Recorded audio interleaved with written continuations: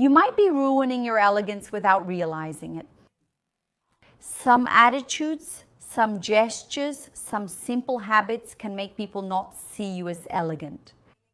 Often you do small things without even noticing. In today's video, I'm going to show you 20 attitudes, 20 habits that ruin your elegance.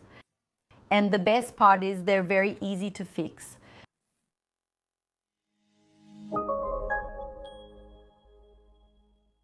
Hi, how are you? I'm Juliana Santiago, a teacher and etiquette consultant. In today's video, we'll discuss what truly makes a difference, so you don't lose your interpretation, your elegant perspective. Even if you don't want them to, when people observe you, they create an interpretation, a reading of who you are. And if you want to be seen as an elegant person with class, with good manners, someone who projects a good personal image, I've selected 20 topics that are easy to adjust and will certainly improve your perception of elegance a lot. The first one is really your posture. So if you have the habit of walking with your shoulders slouched, your chin down, your gaze always downward, just like someone who is extremely shy, that projection of elegance, it won't be associated, right? So it's important that you always keep your chin parallel to the ground and your shoulders back. But it's important for us to note here that you can't look up. Many people believe that to be elegant, you need to be arrogant. But one thing is not related to the other. In fact, when you are perceived as an arrogant person, that's extremely negative for you. So always remember to keep your chin parallel to the ground and your chest open. This will help you a lot. If you're someone who has a certain difficulty maintaining good posture and it's hard to correct, in a more intuitive way, the ideal is for you to look for practices to help you. So you can do Pilates, something like that, okay? So it's important to pay attention to that. Always remember to maintain good posture when you're sitting. So avoid spreading your legs too much or sitting in a very sloppy way. Sometimes you really can't keep good posture in your shoulders, right? You can't keep your shoulders back for very long. Your spine is a bit more used to the wrong position. And I say this because that's really the case. This is something I struggle with. I'm being very honest with you here. But we need to understand that reading your posture is a combination of factors. So if you're there with your shoulders slouched, your whole body relaxed, your gaze wandering, the environment, that makes the impression people have of you there regarding your posture even more negative. So what do I like to say even to my students? Body language, it's not an isolated factor. It's not an isolated practice. It's a combination of factors. For example, you might be someone who walks very well, has wonderful posture, but doesn't show a smile, doesn't make eye contact while talking to people. So you also won't be perceived as an elegant person or in a positive way. So you always maintain good posture. But remember, it's about more than just that. Sometimes you might not be doing so well in one area, but you can improve in other aspects. And then you can have an overall impression that you are an elegant person. Another point is to avoid wearing poorly maintained and wrinkled clothes, your wardrobe. It will have a very important impact on how others perceive you. So it's essential for you to pay attention to your appearance. Imagine if I showed up here wearing a completely wrinkled shirt. Even if I had nice makeup and good posture, you wouldn't associate me with being an elegant person. Here, I'm not talking about clothing brands, the price of items, or even the style of the pieces. Just by presenting yourself in appropriate clothing, with your outfit looking neat and your clothes ironed, it already makes a big difference. Because people, they will notice the details. It's the details that will contribute to this elegant impression. Still talking about clothing, another point is wearing too many accessories or very bold prints. There are indeed extremely elegant prints, but we need to find a balance when we decide to wear prints. So for example, if you wear bolder, larger prints with more information, pay attention to your accessories. Having balance is essential. Sometimes you pair a very printed blouse with a more plain bottom, or vice versa. Do you want to wear a very printed dress too? Look for accessories that don't have too many prints either. It's not wrong to mix prints. In fact, that's a very interesting strategy. Nowadays, in the fashion world, we see people mixing prints, and many times the look, the combination, the presentation becomes very attractive and even very creative. But sometimes the chance of making a mistake in this context is very high. So if you go for a safer route, it's easier to get it right and you're more likely to achieve that elegant look. Speaking very loudly in public is also something that can be easily adjusted and is totally inelegant. Recently, I talked to my mom and she said she went to a furniture store where the saleswoman spoke very loudly. And she mentioned that for about 2 days, she still had the saleswoman's voice echoing in her head. And this was in an extremely negative way. She liked the store, she liked the products the saleswoman was selling, but the fact that the saleswoman spoke too loudly, talked too much, and didn't let her speak really got in the way of connecting and also getting involved enough for a purchase to actually happen. So it's very important for you to pay attention to your tone of voice and notice how people react when you speak. And if you consider yourself someone who speaks loudly, or if you're even in doubt, ask someone you're close to, like a friend, your mom, your husband, or someone else close to you. That will really help you get honest feedback and see what you can adjust. If you notice that you have a very loud tone of voice, what I recommend is actually trying to practice speaking a little more softly. If you're not hearing what you're saying, you probably have some issue with your hearing. So it's important to find someone to help you with that. Still talking about making noise, an important point is to avoid making noise when you're chewing. So be careful with the sounds you make when you eat. If you eat and you can hear the sound of your food, the sound of your chewing movements, it's becoming clear to you. You're able to hear it. So probably other people are hearing it too. And it's important for you to control that because it's very unpleasant for other people. And an interesting point about clothing as well, which I ended up forgetting. But it also says a lot about building your personal image and even building your nonverbal personal image. Besides having appropriate clothing, you should also have a balance of prints and information in your accessories. Perfume is also important. Not wearing it can lead to a bad smell, right? But wearing too much perfume isn't elegant either. One time I was at Mass and there was someone in front of me and wow, her perfume was really, really strong. And that made me extremely uncomfortable. So I couldn't stay near her, because honestly, it even gave me a headache. So be careful. We're talking about communication and habits that destroy your good manners. The first one is not letting other people speak. So be very careful with that. Let the other person speak, tell your story, and then pause. Usually this happens with people who also end up speaking very loudly, wanting to lead the conversation. And this can be extremely negative for you. Be careful when finishing a story. Let the other person express their reactions. Let other people speak as well so that you can also give them an opportunity and be seen as someone who is welcoming, who gives space to others. Using your phone while talking seriously harms communication. So avoid talking on your phone while having conversations with people. This is extremely rude and very impolite. It's interesting to mention this since many people see it as common and acceptable. But talking on the phone while you're with other people or fiddling with WhatsApp, no, that's not okay. Talking with your mouth full is unacceptable and damages your elegance. Imagine you're sharing a table with someone and the person starts talking right there. You can see the food and then you also associate it with the noise they make while eating. So no. Greeting people is also a huge breach of good manners. So whenever you meet someone, it's essential that you remember to greet them. I know it can feel repetitive seeing people at work every day. Sometimes it feels like it hasn't even been 24 hours since we last saw each other.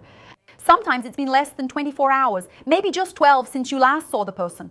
And again, you already need to greet them there.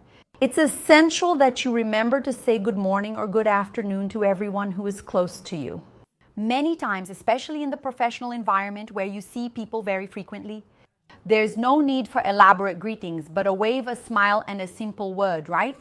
A greeting can make all the difference for your image and also for practicing good manners. Arriving late and not letting someone know you're going to their house is extremely impolite. And unfortunately, that's something we tend to do, and it's very common here in Brazil. In some countries, arriving late is considered extremely rude, and that can even make you lose a client, a contract, something like that. But here in Brazil, it's a little more flexible. We end up more relaxed about accepting those 15 minutes of tolerance in a professional meeting. But we need to change that a little, right? Also, we need to think that we live in a time when people see time as one of the most important elements in life, right? Nowadays, one thing we can't get back is wasting time. So more and more, especially when it comes to adult life, being on time and keeping your commitments is essential. And never go to a place without letting them know first. So if you want to visit someone, if you want to stop by someone's house, give them a call, let them know, send a message, but don't forget to check if the person saw your message. Did they reply? You might catch someone off guard. The person might get really upset with your visit, and that could cause a conflict in your relationship. We also need to discuss other behaviors such as talking about others' lives, so be very careful with that. When you talk about someone to another person, the person you're talking to might end up interpreting it differently, whether this is a habit or just something you did once. So be very careful, because this can really harm your relationships.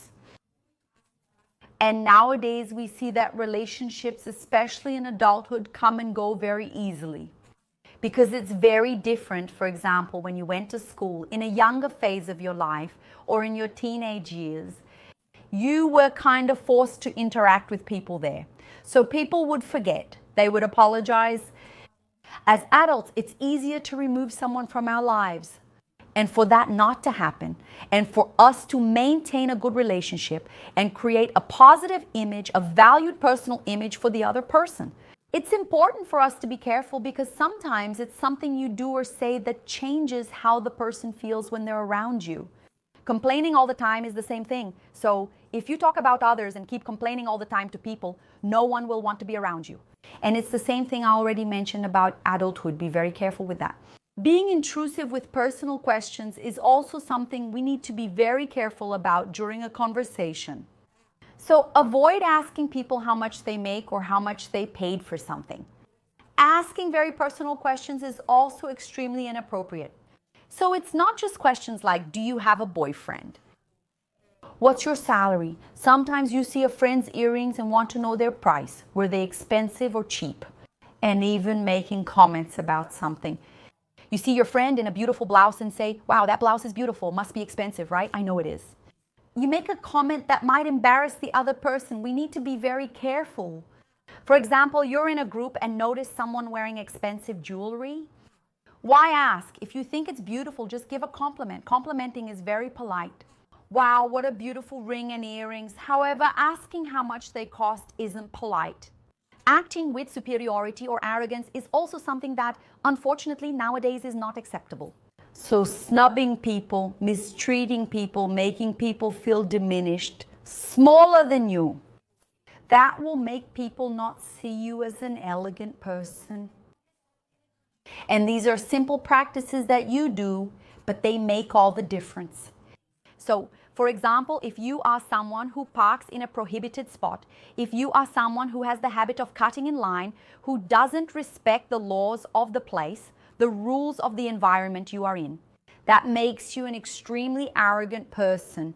And people notice that, often even friends and people close to you. If you are at a restaurant in a group of friends and you mistreat the waiter, the person will think you are arrogant, even if it's not directed at them. But they will have that impression, and they will start to form a negative view of who you are. To maintain a positive image and become more elegant, you must realize how important this is today. You want to build good relationships, know how to handle any situation, whether it's a business lunch, a party, or a restaurant. You want to have good posture and good behavior. You need to take our Etiquette and Good Manners course, which is one of the most successful courses at our school. Thousands have already joined this training. And if you haven't taken any courses at Institute of Etiquette and Protocol in Etiquette and Protocol, do you want to become my student? Click here on the side, Point your phone at this QR code and it will take you to a special offer so you can take a course with me, my Etiquette and Good Manners course. If you're watching this video on your phone or computer, click the link below.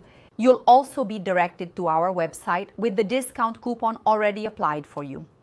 Don't miss this opportunity. I'll be very happy to have you as a student at our school.